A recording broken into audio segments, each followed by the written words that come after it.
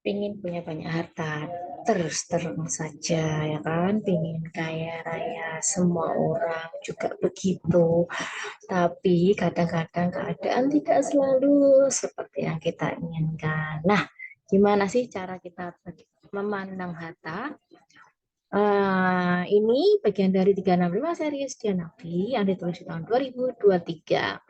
Jadi selama beberapa hari menulis buku-buku dari 365 series itu ada banyak hal yang kupelajari dan kudapatkan. Antara lain bahwa hal kecil yang dilakukan secara ringan, santai, effortless, kelihatannya remeh dan tidak berharga, nyata suatu hari bisa menjadi harta yang bisa berguna setelah digali, ya kayak buku ini. Nah, kali ini bukunya membahas tentang seputar uang, harta, kekayaan, money, dan semacamnya. Teman-teman bisa dapatkan di Google Play Books atau Google Book. Ini beberapa kutipan atau sneak peek atau trailernya.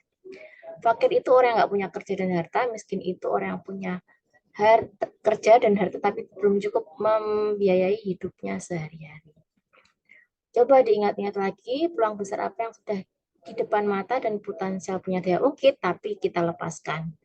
Ingat, apa tuh? Dan kenapa? Apa sebabnya? Nah, baru-baru ini aku dapat tawaran menjadi semacam sekjen di sebuah lembaga besar, tapi aku tolak. Lembaga itu sedang punya konflik internal. Kalau aku terima tawaran itu, bakal muncul konflik yang lebih besar. Dan sikap pertemananku bakal hancur. Selain keluarga, teman adalah harta, kata Ahmad Dhani, ya kan? Ahmad Dhani Dewa 19. Nah, ini pelajaran tentang harta dari kehidupan Nabi Ibrahim alaihissalam, keluarga. Sarah menjaga diri, punya kepedulian, Hajar seorang pejuang, berdoa sambil upaya sana-sini mencari air tegar dan gigih. Dua istri ini ikhlas, totalitas kepatuhan kepada Allah, hakikat pengorbanan tidak hanya harta, jiwa, tapi juga perasaan, menyembelih egoisme supaya punya kepekaan sosial. Mereka tuh di madu loh, tapi taat. Peristiwa korban adalah bentuk keberhasilan Ibrahim alaihissalam mendidik Ismail alaihissalam. Komunikasi harmonis ayah dan anak tidak hanya pengorbanan harta, tapi juga jiwa. Siti Hajar bertanya, apakah ini perintah Allah? Jika ini perintahnya, Allah tidak akan meninggalkan kami sendirian. Jadi sekeluarga mereka tauhid total. Terus ini ngobrol tentang hutang negara. Sama rumah sakit hutang, sama hotel isoman hutang, untuk insentif nakes hutang. Jangan-jangan emang sudah nggak ada duitnya nih negara. Kalau ada siapa yang pegang? Kenapa bulan-bulan hutang masih belum bayar juga? Beneran ngeri, orang-orang kelas atas atau pejabat itu hidupnya kayak nggak berubah, tapi belum ada nggak ada rasa prihatin. Dolim, itu komentarnya Hilda dari Twitter. Menjaga, merawat diri lebih dikedepankan, diutamakan daripada menjaga pengeluaran atau harta. Kayak paradok ya sebenarnya, konon laki-laki nggak bisa multitasking, tapi mereka hobi membagi cinta. Karena kan hukum rimbanya, godaan laki adalah harta tahta wanita. Jadi ya bisa bagi-bagi harta demi wanita-wanitanya. Bisa laki kehilangan tahta sampai perang demi wanita. Harusnya kitanya sebagai wanita harus sepintar kayak Cleopatra, Pantai Levi tuh.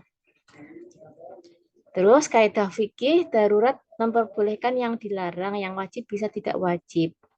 Darurat kondisi kalau tidak segera diatasi bisa mengancam nyawa, merusak akal, bisa gila, merusak agama, menghilangkan harta, menghilangkan keturunan.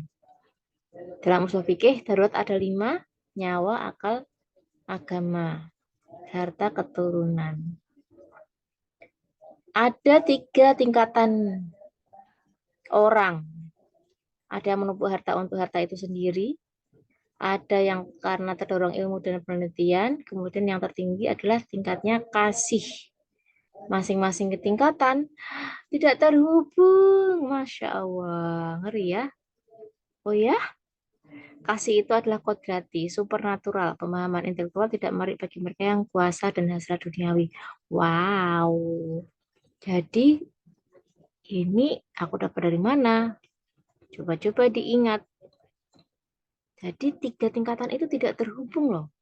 Ketika mereka punya kecenderungan kepada intelektual, dia akan tidak tertarik pada harta. Mereka yang cenderung pada kasih tidak tertarik kepada harta. Mereka yang tertarik kepada harta mungkin tidak tertarik pada intelektual dan kasih. Wow. Oh ya, ini perlu kita tanyakan lagi. Terus, bedanya ketamakan dan kerakusan apa ya? Rakus itu cenderung soal makan. Sementara tamak lebih ke kebendaan yang lebih luas seperti harta, kekayaan, jabatan, dan seterusnya. Tergantung nuansa juga. Kata Denis, dengan teknologi digital, harta karun konstruksi arsitektur Nusantara sekarang bisa diakses oleh semua. Oh, ini ngomongin arsitektur. Dari kapan arsitektur Nusantara dibangun satu persatu, para antropolog belajar membuat kajian-kajian. Nah, terus ini ada pengalaman personal nih.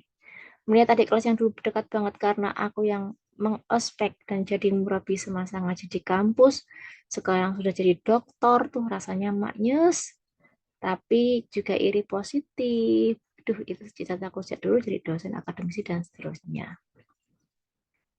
Terus ada Osman Danto di Twitter yang komen, kan bukan titel atau harta yang membedakan, tapi seberapa banyak kita bisa memberi manfaat dan inspirasi bagi manusia dan alam semesta. Terus ini ngomongin haji. Orang haji aslinya sudah sempurna dengan ibadah-ibadah lain, sudah takwa, membersihkan diri dan harta, mencegah keji mungkar. Jadi harus memperbaiki sholat, menjadi haji mabrur supaya mengantar ke surga. Kalau kita sebagai pembimbing manasik, pembimbing haji sering mengantar berarti keluar masuk surga. Nah, pas pintu surga ditutup. Nah, pas di luar atau di dalam. Waduh.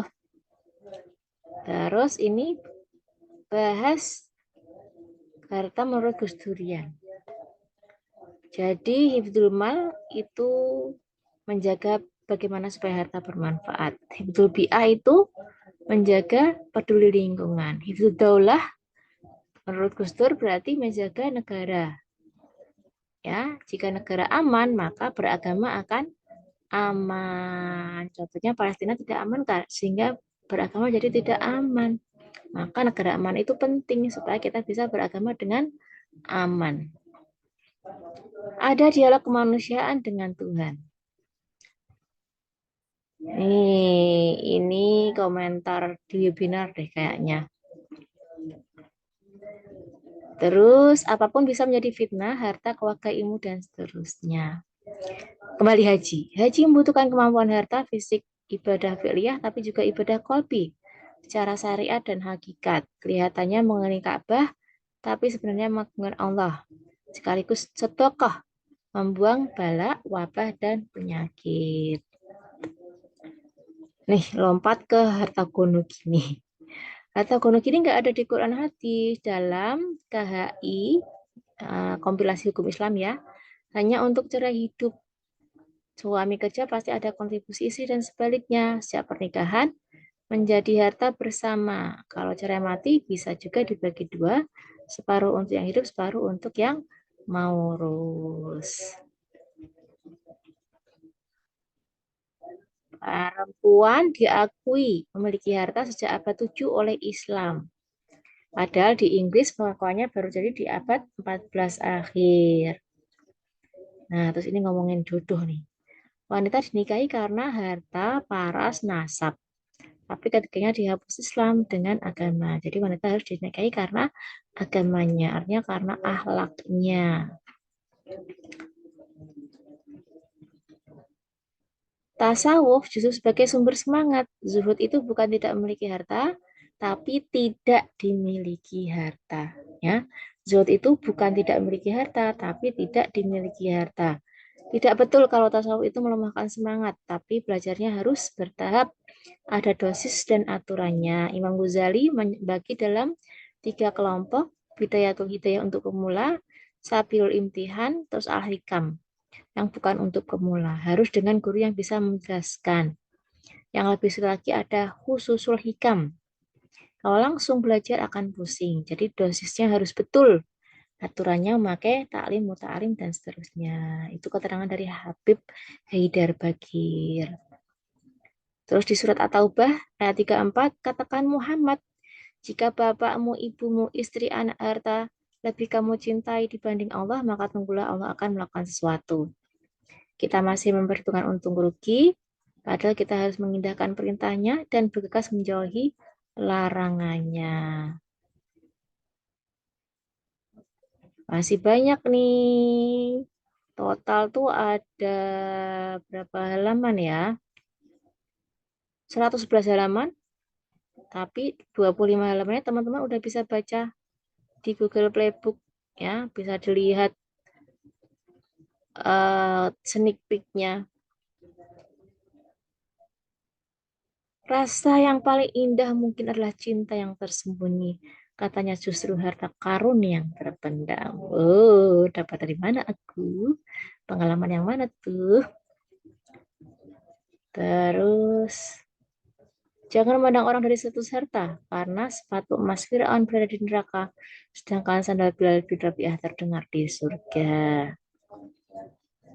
Aku, Tuhan, pada mulanya adalah harta yang tersembunyi. Kemudian aku, Tuhan, ingin dikenal.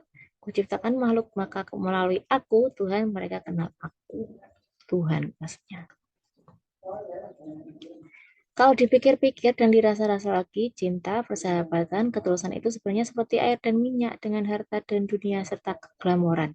Bener nggak sih? Tuh bener tadi itu yang tiga tingkatan itu.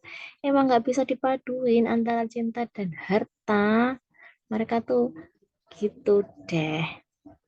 Beda jaluran. Kejujuran adalah harta karun yang paling berharga. Terus ini kutipan dari Imam Al-Ghazali. Dirimu adalah milik harta di saat kamu memilikinya dan di saat kamu menyampaikannya, maka harta itu adalah milikmu. Masya Allah. Nih, nah, barang siapa yang menjadikan dunia tujuan utamanya, maka Allah akan mencerabarikan urusannya dan menjadikan kemiskinan serta tidak pernah merasa cukup. Padahal dia tidak akan mendapatkan harta benda duniawi lebih dari apa yang Allah tetapkan baginya. Dan barang siapa yang menjadikan akhiratnya tujuan utamanya, maka Allah akan menghimpunkan urusannya, menjadikan kekayaan dan selalu merasa cukup ada dalam hatinya. Dan harta benda duniawi datang kepadanya dalam keadaan rendah atau tidak bernilai di hadapannya. Hadis riwayat Ibnu Majah, Ahmad, At-Tarimi, Ibnu Hibban, dan Syekh Albani mensahihkannya. Itu teman-teman, selamat baca ya. Tunggu komen-komennya. Terima kasih.